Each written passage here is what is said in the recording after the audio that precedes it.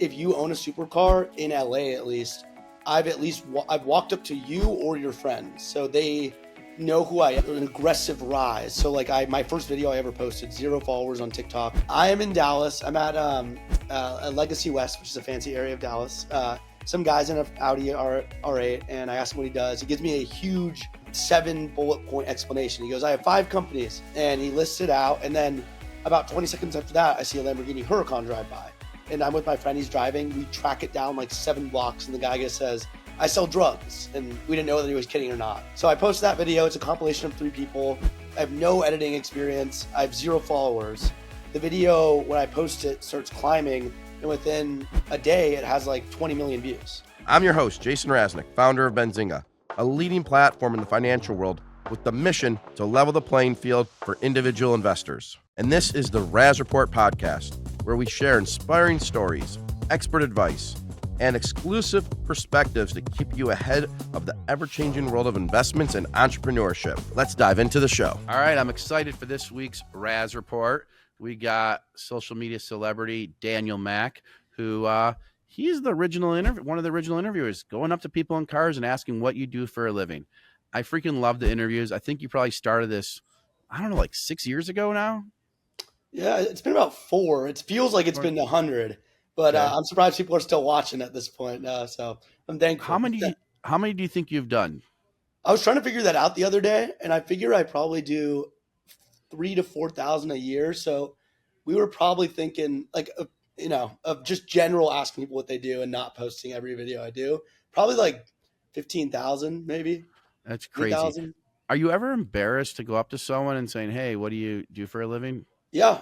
I mean, people think that I have like steel balls and I can just waltz on up to people without like being afraid, but I had to hype myself up. Like when I go to Rodeo, and the first one of the day, if I'm running up to a random stranger, is like very nerve wracking. If it's a really nice car, I kind of goes out the window. If it's a Bugatti, I don't really care if I look like an idiot. But if it's just some random people, sometimes the cringe is strong there. But you mentioned you'll sit for 10 to 12 earlier in our offline. You mentioned you'll sit for or stand around on Rodeo Drive for 10 to 12 hours. How many of those, say you do like 200 of those, like on a Saturday, would you do 100, 75?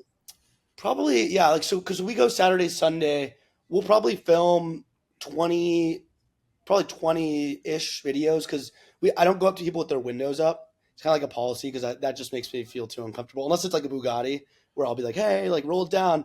Or it's somebody that looks really interesting. But yeah, I'll get like about 20, 25 videos where people have their windows down and they don't just kind of give me like a brush me off answer. And then of that, I'll probably post about 4 or maybe 3. So So 25 over the 2 days, you're saying? Over one day.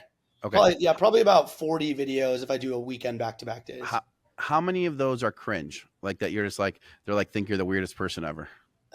At this point on Rodeo, it's like become like a tourist attraction to like see me running up to people. So at the beginning, people were super, super confused on why I was walking up to them. Like they either thought it was funny, or they like screamed in my face, or they were super confused on why I was doing it. But now, if you own a supercar in LA, at least I've walked up to you or your friends, so they know who I am. So they either know like, okay, I need to like not act like a dick right now, or I just need to brush them off in like a polite manner.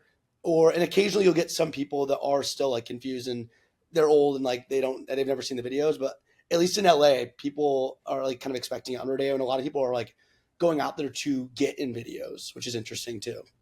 Gotcha. Are you there every weekend or like once a month? Like, what do you? Yeah, about once every 3 weeks or so. It's usually when I'm running low on stuff. Like I was just there yesterday, and I'll be back. But I travel all the time too, so it's about every 2 to 3 weeks. I'll go there at least once. Do you do it in other places besides Rodeo? Yeah, you do. You do. Yeah. I do it in Miami a lot. Yep. I do it in Vegas here and there, because I do like yacht videos in Miami and like mansion tours everywhere. So usually any area that has very highly populated, like a dense luxury zone. But Rodeo is the king of all kings when it comes to filming, like globally. Dubai is good, but yeah. The yacht ones, like you're going up to someone on a boat and you're like, can I get a tour of your yacht? I'm assuming those ones are pre-planned. because it's a harder one to do. They're harder to do. Like I literally will go to the Miami Yacht Yard and just walk around, but often what happens is you'll get people that don't actually own the boat; it's the crew, Yeah. and that's most of the case because these rich people they only show up on a Sunday morning to go film, and then to go film to go out on their charter, and then they'll come back. So a lot of like the outtakes are of me walking up to like random people in yacht yards are just their crew being like, I don't know, it's not my boat. So often like they'll ask the captain, but a lot of times they're just cleaning and stuff like that. So did you ever do one with Dave Portnoy?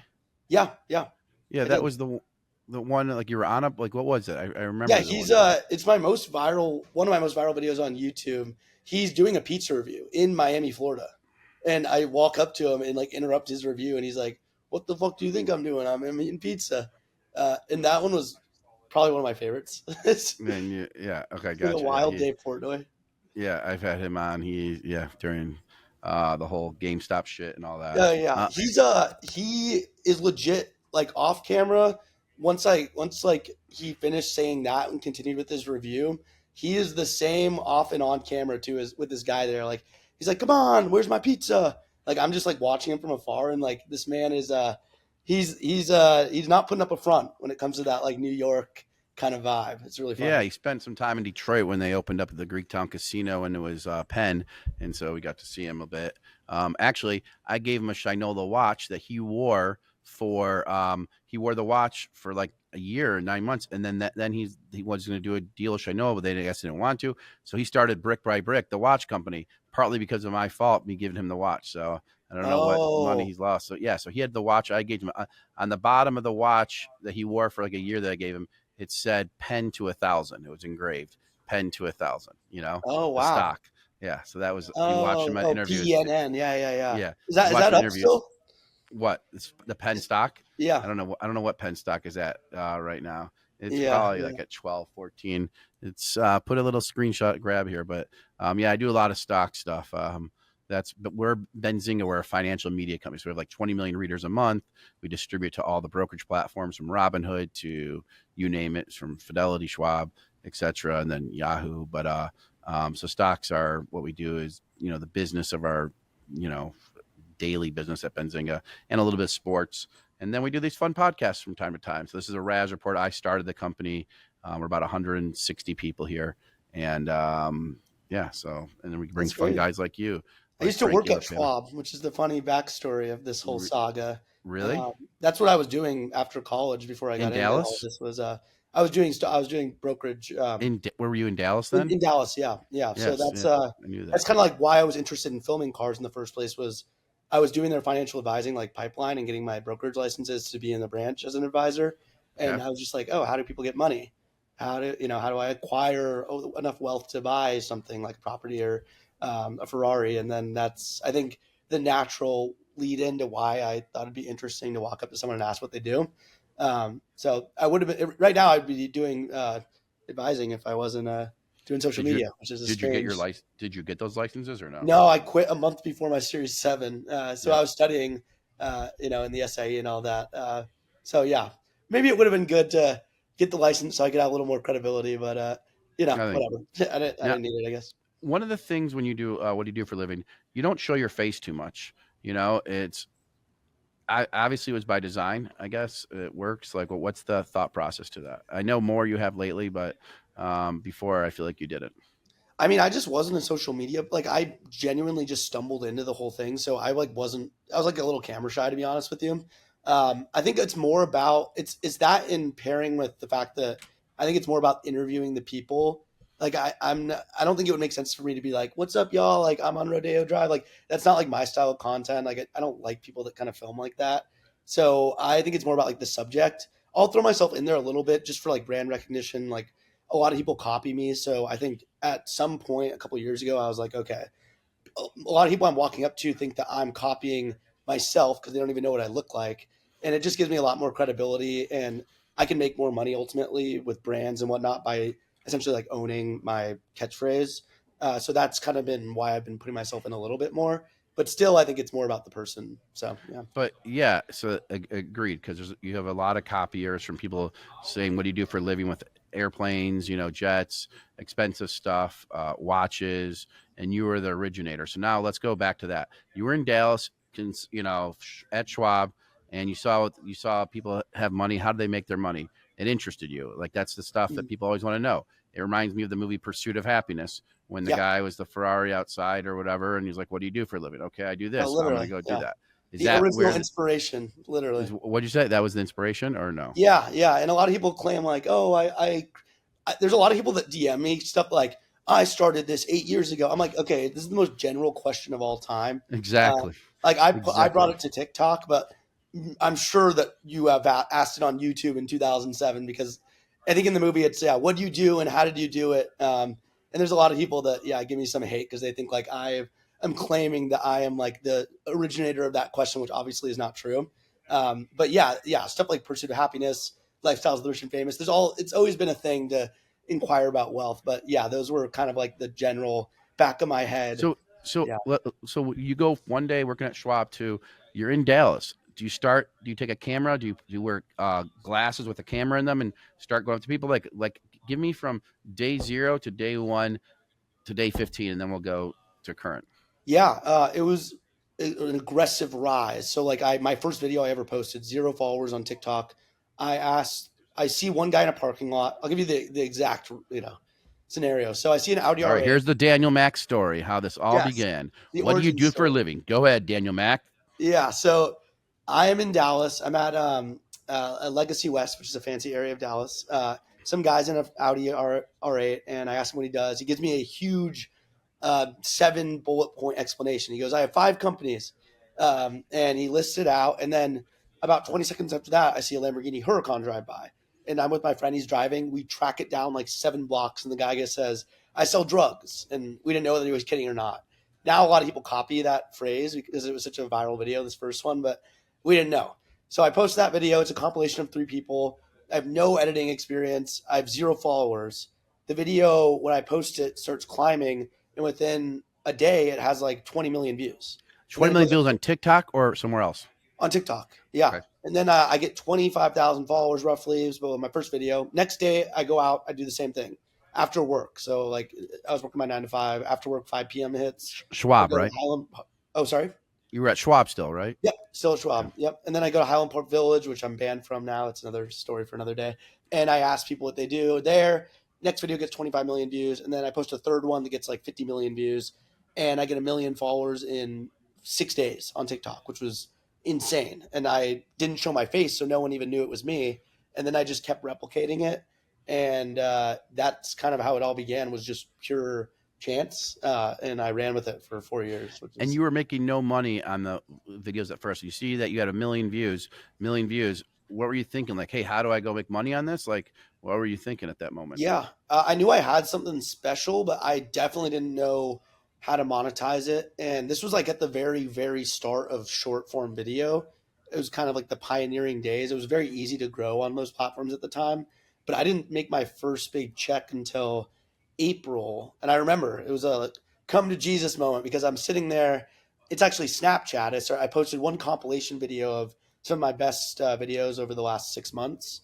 And I get a check in the mail from Snapchat off of one video compilation. And now it's a lot harder to make videos on money on Snapchat, but back then it was really easy. And it was for $25,000 after a 50% split. And I thought it was a misprint. This was a compilation after like your first 5 videos on TikTok you put on Snap, and that's how you got that? It was in February I posted it, and it was a net 60. So in April I get my first check of just my best videos, maybe 2 or 3 minutes compilation. That video, one of them, made me $25,000. And I was like, okay, my annual salary at the time at Schwab was $50K. And I was like, okay, so I just made half my salary in a 2-minute video. Is this sustainable? And then I do it the next month, I get $30,000 or $40,000 from Snapchat. And I was like, this is insane. And that's when I thought, okay, maybe now it's time to potentially quit my job, because I was flying out on the weekends to LA, filming on Rodeo for 12-hour days back to back. After work, doing my own brand deals. It was like insane on top of the regular. Were you a featured Snapchat person? Like, were you talking to someone directly at Snapchat? Yeah. So they onboarded me and made me a show, which is you have to have like access. They have to like onboard you, but I didn't know how it worked. I just Yeah. I was messing No, around. did you know a guy named there, Ellis Hamburger? No. Okay. Okay. Grace was my rep there. She doesn't work there Okay. anymore, but yeah. Yeah. That's Yeah. crazy. And so you would fly. So at this point, you quit Schwab. I take it. Yeah. You're right. In Okay. in April, late April, about after my second check came, because I knew I already Okay. had made my annual salary. I was like, if this doesn't work out, I'm 22, which Yeah. my parents were not happy about it, which makes sense. But I figured I already made my annual salary. If this doesn't work out, I'm 22, and at this point I had rapidly accumulated, I think like 6 million followers on TikTok. So it wasn't the classic like LA move with a dream and no money in your pocket. It was like I had a little bit of a sense with it, I think, and I needed to be able to focus full time on it if I wanted to actually start making like serious money. Got it. And you've done deals with like Activision, Amazon, Bugatti, Chevy, like all these different places. Like, do you have like brand sponsors you still work with, or is it like for each video, or like how does that all work? Yeah, so all the recurring ones, a lot of them are with Formula One. Heineken has been a big sponsor that I've Yeah, worked with Heineken. for a lot because they do a lot of F1 stuff. Lenovo, Chevy.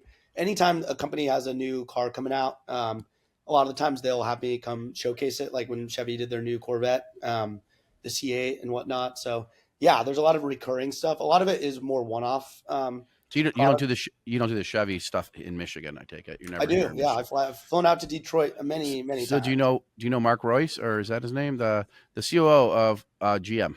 Yes, I did a video with them. We went drifting and Oh, you were in the car with him. yes, it was Yes, awesome. I just had dinner next to him like last week, 2 weeks ago. Yes, he is the man. Yeah, we did it in an Yeah, E-Ray, which is really, it's really cool. yeah. He told me about that because I'm a car guy, kind of Tesla, Corvette, some other stuff, and yeah, that is he was telling me about that E-Ray. He was telling me about that. Yeah, It's so crazy. It's really he fun. Yeah, we were going crazy in it. so So was it on he's a their really cool guy. was it on their private track? Yeah, it was like literally in their testing facility. Oh, that's sick. So you were just having the time of your life because are you a Yeah. car guy? Oh yeah, Like yeah, ultimately, big time. okay. So Yeah, you're and it's a steep learning curve too because I'll admit like I wasn't like the know everything about everything car guy yeah, right yeah, when I first yeah. started my account, but now of course I am So, the know everything about everything so car guy. I have you love. built up a collection of yourself or no of Yeah, cars? so I have a Porsche GT4, which I love, an Audi RS-Q8, and a Tesla Model 3, which I'm actually going to sell ASAP because it's giving me a lot of problems. But I'm going to get a fun manual BMW or something. I have a Tesla Plaid Model S. Ooh, I had a Tesla a long time ago, and then I went and got a EQS Mercedes, ooh. and then I went back to Tesla and got this Plaid. It's my favorite. It's my Yeah, the favorite. Plaid is so cool. It's so fast, and it's just like it's my favorite. Right now, there's some feature that you know how you can do the farting noises. Whenever I get out of the car and shut the door, the fart thing happens. It's freaking hilarious because like yesterday I was like at like a business thing and I get out and Yeah, I forgot it happens. It's actually funny to happen because like you don't usually like look at and I'm like, oh, my car just, after a long drive it has to let go yeah. gas, I guess. Oh, is It's it pretty after when it like auto locks, it does the fart noise? That's what I think it must be. That's what I think I must have put that thing on. I mean Oh, yeah. I've seen people that have that. Yeah. I think it's like the I auto. Yeah, you I can like gotta change like the sound. either change that or whatever, get used to it. So there's a couple more things. So you make a pretty good living doing this stuff now. So you have these brand sponsors. You're doing the yachts. You're doing going in people's real houses. Like, do you want to expand on this Daniel Mack franchise of what do you do for a living? Like, do you want to make? Are you going to make it into a TV show, or maybe it's already in the works? Like, what's next?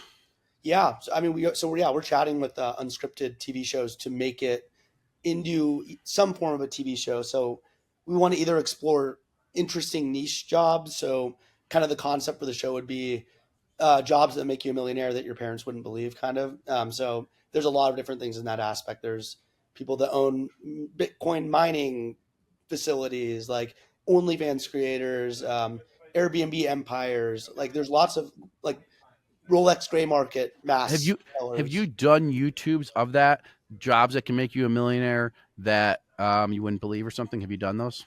Yeah, so we've done like long form videos. A lot of where I post this kind of stuff is on Snapchat and Facebook, kind of in like the 4 minute sphere. Yeah. But yeah, like I want to roll it out with like an When you say actual. Facebook video marketplace, like just on your Facebook profile, like on Yeah, your Facebook's a yeah. sleeper pick in my opinion that a lot of people in America don't realize because obviously there's still 2 billion active users on there. So it's one of my biggest revenue sources for sure. And I think a lot of people my age in America don't realize that because their friends don't use it. But really, you can make a lot of money on Facebook. And you just post on your page and then Yeah, people yeah, follow. yeah. It's my second biggest platform is Facebook. What's your first? TikTok? TikTok, but TikTok is interesting. It's not as consistent. So you can have a video that does end up going crazy, crazy viral, but it's so saturated now because it's so competitive that you don't get the consistent views that you do on other platforms, and you don't make the money that you do on other platforms. So Yeah. they can pay whatever; they don't care. Yeah. Yeah. My son had he's 12. I can't say it. So on the Benzinga channel, he went to a golf tournament. He was 11 then. And he went up to golfers and said, like, who's the most famous contact in your phone? A bunch of other like funny questions. And it was a YouTube short. It has like 20 million views on it. I think I've seen that one. Yeah. But then he was put on TikTok and they kicked him off TikTok because he wasn't 13. I should have been managing that account. I tried to fight it. He had 20,000 followers and like it was going viral, and he got kicked off TikTok. That's with it. crazy. I know. Oh, yeah. Like it's annoying. They're sticklers. Like TikTok, they'll ban you and they'll like censor videos pretty hardcore. Instagram's a lot more forgiving of a platform. Like you can get consistent views on there. But Instagram, you can totally jack too. Like you can get fake followers and all that stuff too. People like email me, hey, you want these followers? I don't do it, but the what I was going to say. Okay, my next question that I really want to know is: you've asked everyone, what do they do for a living? What do they do for a living? All right, so now tell us the data. What do we got? Real estate, oil. What do we got? Let's hear. Yeah. So number one, inheritance. Every rich, every rich person owns real estate, and that's like 90% of what I hear from people that are wealthy is either commercial or they just own a lot of properties. I'd say the other big thing for like hypercar owners is they own small businesses or they own their own business. That's like number one way that you can make a lot of money. I mean, you can only make so much money working for someone else. And I'd say engineers, doctors, lawyers, and anything medicine are people that make a lot of money. But real estate, by and large, by far, is the big common theme between all these people that make a lot of money. And I wonder if the real estate is stuff they started from scratch, or if it's a lot like passing the family and gives them the head start. Yeah, that's a good question I should ask, because some people don't specify on whether it's commercial or like they because you get it. I mean, I have some friends, their grandfather, built an apartment building, or what have you, the great and or two or three, and then you just can reap the dividends. You keep it in the family, you can reap the dividends over time. Get the step up cost basis. I feel like a lot of people make a lot of money with that. Yeah, the set cost basis and depreciation, and then you can. Mobile home parks are huge in Michigan, not like that they're all in Michigan. It's just the owners of mobile home park industry. They're in Michigan. Like Michigan is the mortgage capital of the world. It's the pizza I know it's not like the Ritz Pizza, but it's a Domino's, Little Caesars. Like the headquarters are here, the Hungry Howie's. So it's mortgage, pizza, and obviously automotive, and then mobile home parks. Like 80% of the mobile home park owners, I think, live in Michigan. It's kind of crazy. That they own like the big real estate. That's where they made a lot of money. And my whole family's from Michigan too. So I'm in my dad grew up in Detroit. What's it called? Starts with an L. Lansing. Lansing.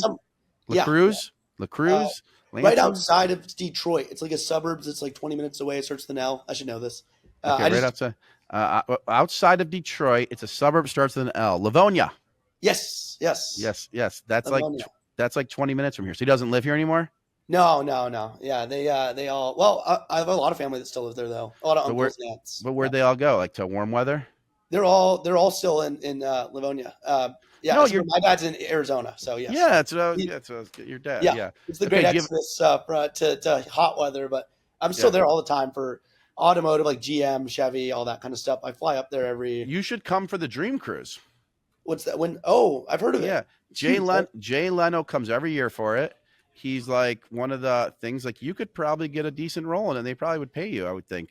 The Dream Cruise is in Woodward. It's in August, and it's like on a Saturday, that weekend, it's like 1 million people crowd the streets of Woodward through Birmingham, Royal Oak, Detroit. It goes all the way down. You don't have to do the whole thing, but like Channel 7, I mean, yes, it's like, because I'm assuming you have an agent that like works in a manager. Like how do you before you did your own brand deals, how do you do them now? So I'll have someone email me and then I'll pass it off for negotiations. I still manage myself though. So like everything that's day to day, planning videos, all that kind of stuff. I have employees, but I'm pretty hands on setting up like what I'm going to be doing because I feel like You, it's easier for me to do it than have somebody that doesn't know what I want to do try and and do set you it up for me. you don't edit the videos though? Someone else does for you. Yes, yes. Although I did edit, I did everything myself for like 2 years, which You is said you didn't know how to do it. no, I can edit. Yeah, everything was edited myself for about two No, you years. said your first two. You didn't like edit. You just Oh, posted. I learned. Yes, yes. I You did. That learned. was all on Splice. It's like a really easy editing app, but Oh, so it that's was what you a used. learning curve for me. Yes, I now know how to edit everything. So did you Uh, learn by watching YouTube videos and like this? Like, how'd you learn how to fucking edit? yeah, yeah, like YouTube. And I'm like the Uh, least tech savvy person ever. So it's funny that I fell into social media, but I didn't have any representation or employees. I didn't have employees for 2 years roughly. And then I didn't have an agent for about a year and a half. So Yeah. it was yeah, there's a lot to learn. Yeah, like I was talking to Lapana about it because he gets a lot of incoming, but I think you guys could have a more of an outbound crew as well. Like yeah, Benzinga, we have all these different products and brands, and we're really good at lead gen. So like if someone Googles, I don't know, best putter, we don't focus on putters, but for example, if we did, I'm looking at a golf putter right now. We would show up arguably in the first two pages of Google, and then it sends a lot of leads because we're a media company since 2009. So there's, it's like people can find you on Instagram, social media. I guess everyone does find you eventually, but also going out to them and reminding, hey, you exist, especially for new car launches. It's a no brainer. I mean, yeah, yeah. have you I do done need stuff that with Elon outbound. Musk or anything? I've tried to do a video. I've gotten close with this team. I Yeah, actually was up in I was doing the space launch for Virgin Galactic with Richard Branson, that's cool. Yeah, he's and fun. he was like in our meet and greet group. It was me, Khalid, who's like a famous singer, and like him on the docket. So I was like, okay, I'm gonna get the Wait, he Elon was on Musk. the docket. Wait, you, Khalid, and Richard? Yeah, like Richard, Khalid, and Elon Musk to do a Oh, meet and greet with the astronauts, and I was like, okay, this is a great. shoo-in. Yeah. And then he left early. I was like, oh god. Yeah. So I think it's a no brainer for them. If Elon Musk is in a Cybertruck and I ask him what he does for a living or I whatever he know. wants to promote, but they don't, I've been, he's I only on Twitter. So yeah, that's the one platform I'm not on. I had a no brainer with Elon. I was supposed to interview him like 6 years ago. I was in Lake Tahoe. He was supposed to come to the battery plant, but then he was at the other one. They're like, well, you could go fly there. But I was on a vacation. I'm like, all right, I'll figure it out another time. So I never did it, but that sucked. Yeah. I missed that. Wait, there was something you made me think about. So Elon, cringe. Oh, when you do these interviews, do these guys need to sign it off on anything? No, I've never done anything like that, like NDA or anything. So you can just post I, it. But it, why do it some people? Why do pranksters at the end say, "Do you mind if I post it?" You know? I don't. I think I have no clue because in public, like I have like insurance as well. But if I film anyone in public, like on Rodeo Drive, and they are rude or whatever, people threaten to sue me, but they can't. Like they can try, but it's free use. Yeah. Like I can film anyone in public. There's no reasonable expectation of privacy. So Yep. I don't know why they're doing that. I think it's because those videos, like in those pranks, are all set up. And yeah, I think that's if you're doing like an actual like paying someone money scenario, then maybe you're Yeah, reducing maybe. liability. I mean, But I think some of the pranks, the Walmart ones, are pretty funny. So, who are your close friends in the social media game? Frankie's one of my friends. Yeah, Frankie A lot of Lapana. people in the car scene. Mr. Car Sounds is another guy that I'm friends with. Yeah, the thing is, like, I don't. Most of my friends don't do social media, which I kind of like. In LA, it's kind of refreshing. So I do a lot of like collaborations, like with people that are in the car scene, like Shmee 150, Stradman. Who are some other guys? We all kind of have like a little mini circle. Got it. The Hamilton collection, Steve Hamilton. So yeah, there's like a little bit of like in the car scene, some squad, but I pretty much hang out with like people that work in regular 9 to 5s because I And you're vibe with them a little more. like 24 now, 25, 26. Yep. 26, and you're living in Santa Monica, so you're living the life. Yeah, it's been fun. Yeah, like we just filmed with Kevin from The Office yesterday. I filmed with Adam Savage from MythBusters, and where was I at the day before? We were up in San Francisco the day before. So every other day we're pretty much doing some cool collaborations. We did the Meta headquarters yesterday as well up in San Francisco. So Was that working with Meta or no? yeah, like literally Yeah. Meta's mega campus, which is I don't even know how many Yeah. $1 billion. They have 50,000 employees. It's like its own zip code kind of thing. So that's like another style video we do would be like cribs, but in a workplace like that. And Okay. they have like beer on tap and golf carts and No, and then it's amazing. It's amazing. So 2 or 3 quick more questions. When you first started this, when your first two, was that just using your iPhone and going up to people? yeah, everything's still iPhone for the most part. If we Wait, do wait, like anything that's like a little more intense, like wait. branded, sometimes we'll do DSLR. But people are kind of disarmed if I go up to them with a nice camera. With an iPhone, it's just kind of like, No, okay, no, no. With the nice camera, they're more not disarmed, the opposite, right? They're more no, guarded. it's the case. Like if I go with an iPhone in public, people will be like, "What is?" It? They're not. They're down to kind of like say what's up. They think like, Yeah, yeah, yeah. If you go with a DSLR, they're more on guard. yes, yes. They're like, "What Yeah, is this? yeah. What is there a production going on?" They're like, "Whoa, I don't want to be in this. I don't So, consent to being filmed right now." So the iPhone, the quality is good enough anyways, where it's hard to even tell. And I don't really need a mic normally if I'm just really up on their face. So yeah, I still shoot iPhone. so you don't put a mic in your collar, your lapel? No, no, because I feel like it kind of gives that what I'm saying. Like people are like, "What's going on here? What's?" They're looking around. Is this a production? Why am I being filmed? Versus just some guy that likes cars, doing a casual interview. Do you film at like the high HD rate? Like, is that what you Yeah, film at? 4K, 30 FPS, and then it 30 looks crystal clean on iPhone. So really, you 4K. don't need much equipment to make a lot of money doing social media. Yeah, I mean, you've made, I'm assuming, millions of dollars at this point doing this stuff. Let's see if I had any other. We got the real estate. We got, all right. What was your worst or your first job? Your worst or your first job? First job. Oh, okay. I have a worse one. I did my time in the food service industry, which I think everyone should do. Okay. My first job was a bakery called Beyond Bread in Tucson, and they gave me a job, and they were really nice. It was a great job, summer job. But my worst one was another summer job at this place called Baggins, and they make sandwiches, and they would give me like 20 minutes of work sometimes. I would show up to work on my way to work, almost there. They'd call me and go, "Hey, we don't need you today," or I'd be there for 30 minutes and they'd cut me and be like, "Hey, we don't want to spend more money. Get out of here." So I quit that job, and people would get angry. And people in the food industry, I recommend everyone be nice to employees that work in that industry because people yell and get angry when they're hungry. So that's my worst. Yeah, food was the worst Okay. and the first. Yeah. Do you invest in the stock market, Daniel Mack? Yes, of course. Almost all my Stock. money goes into the market. Very low risk. S&P. I'm in VOO, VTI. And I've gotten burned on the low end. I like the day I turned 18, I opened up a brokerage account. Always been interested in finance, so I did my stupid investing back then when I had like $500 in individual stocks. Now I'm more of the buy the index fund, maybe get a little diversification with like different Vanguard funds like energy, manufacturing, whatever. But to be a little more liquid, but I'm mostly S&P, and that has treated me very well over the last couple this year. I'll say things are finally moving up. Yeah, For sure, for sure. But do you keep a decent amount in cash, like gain 5% right now too? yeah. In the last couple months, it's about 5%, which I feel like is solid. Just in general, also because I pay quarterly taxes, so it keeps my mind at ease, not having to worry about selling and whatnot. And it can vary, obviously, because social media is it's not like a consistent revenue stream. Like some months I'll make a lot more. So I think it's nice to have that extra money in cash also for taxes, but in general also to just jump on anything and have that money on hand. Yeah. Yeah, I have a bigger percentage like in municipals, like bonds, so because they're tax free. But then I missed some of the rally in the market. I just didn't have the stomach if the market went down 30% to see, because we had a little bit of a liquidity event at one point, and so I don't know. But Yeah. but you're young, so you have a lot. You have Yeah. a lot of years, and I'm that's all about like I can handle a 40% correction without yep. having to pull anything out. So like until I'm in my 30s, I think I'm going to be pretty aggressive, almost 100%.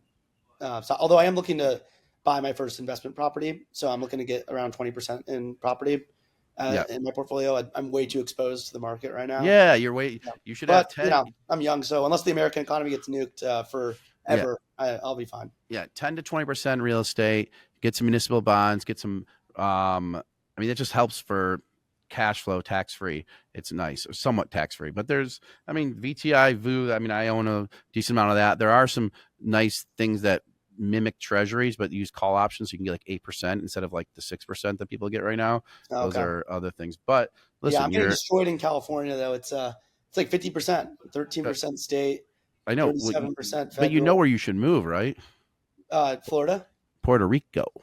Oh, what do they got? 3%? I was talking to Jake Paul about this actually. Dude, Yeah. we almost moved there like 2-3 years ago. My daughter, who's 7, she's like still mad at my wife because she said we would have been friends with the Paul brothers, which we would have been because Yeah. I'm I just flew out there and did a mansion tour with Jake, and yeah, yeah. he's Oh yeah, happy you out did. there. Yeah, you did do that. That's right. And Yeah, so, yeah. dude, it's not 3% like state. It's 3% total, man. Oh, really? In general? Yeah, dude, like crazy. If you That's make nuts. if you make $1 million a year, you pay $30,000. That's crazy. If you make $1 million a year and your name is Daniel Mack, you make $500,000. Do you see the difference? Yeah, that's Now, crazy. if you own stocks where there's dividends, so like a dividend in whatever stocks, right? An Apple, your dividends are tax free. So if you get 300,000 in dividend, it's an unbelievable program. Now there's some stipulations to be there 183 days. You have to have employ people. I looked at it when we were doing training, but it was like number of years we were there. My wife, I mean, the truth is you have kids, you're Puerto Rican, so you're better chance of getting to schools if they, minority. I mean, it's crazy. That's why the Paul brothers moved. It's this little town. You went to that town, Dorado, right? Yeah, yeah. Yep. Yeah, I think I'm amazing. wondering too, because I know California can be kind of aggressive if you get out there and they want to keep the money that you made while you're there. Can you move there with like a portfolio? Say you have a $5 million stock portfolio, and then you start actually selling on your capital gains. Do you have to pay back to California, or could you? It's a good question. If the money you already have in the account, you get dividends on it. Does that while you're there? It's a good question. I would think you sell say you're up $1 million in the market, but you made you accumulated your money while you're in California. If you sell, say in 5 years from now, I have $10 million in my stock portfolio. On those capital gains, if I sell while I'm now living in Puerto Rico, do I need to pay taxes on it? I think you would have to pay tax for whatever the capital gain is. Say it's $8 million for the number of years you were in Puerto Rico. Do you take $8 million? Say it was 8 years. Say you're 8 years, so $1 million a year. Whatever years you're in Puerto Rico would be tax free. Whatever years you're in California, because I had a situation like that. Because I think California is extremely aggressive on, and maybe in general. I know people that have had challenges there too. They may so it's not as easy as what I'm saying, but obviously Florida has lower taxes. Why aren't you in Florida then? I thought about moving to Miami, just because I'm there all the time to film stuff too. But I think, and I've done like kind of the cost benefit analysis. I feel like I would lose more money just based off of the accessibility I have in California to film videos off the rip, like very quickly. Hey, this rapper's in town. He wants to do a collaboration. Obviously, I could fly from Miami to LA. I mean, Miami has a lot of it too, but yeah, you're right. Yeah, I just think being close enough, I actually still maybe make that difference in that 13% more money, just being able to film stuff very quickly, be around for premieres. I agree. Yeah. I mean, listen, and you're doing way better than you ever thought you would, and doing what you're doing. So be appreciative, and and that's just what life is, and the tax is part of the game, right? Yeah, that's the way I kind of live it. And all right, Daniel Mack, by the way, is that really your full name? MacDonald is the full name. Okay. Scottish, Right. but yeah. Yeah. Mac Daniel bring to it. Yeah. Daniel McDonough. Daniel Mack sounds way better. Yeah, my kid, he's like, have him follow me on TikTok. I'll give you his name on TikTok, whatever. Okay. I'll send to you. But they're youngins. I don't know. He has a lot of celebrities that follow him on Instagram. I'm like, dude, and I said to my son, you barely post. Like, why do you have them follow you? But that's all he doesn't want autographs. He just wants them to follow him on Instagram, and he thinks that's cool. But okay, I'll do it. Yeah, I'll give it to you. I'll get it offline. Anyway, thank you for coming on. I don't know if there's. I asked a ton of questions. When you come to Michigan next, look us up. We'll show you around, cook it up, have some good stuff. We the guy, the MD motivator that I just did something with, he's the one that you go up to him, he gives you with like money, and then he takes you to an experience. So there's a kid who has neurofibrosis. He took him to the Cavs game, the playoffs on the court. I'm the one who arranged that for him. So I have some decent connects that I don't know if they'll ever be useful, but you never know. Yeah. So Daniel Mack, thank you for coming on the Raz Report. We look forward to staying in touch and keep watching you asking people, what do you do for a living? Yep. Thanks for having me.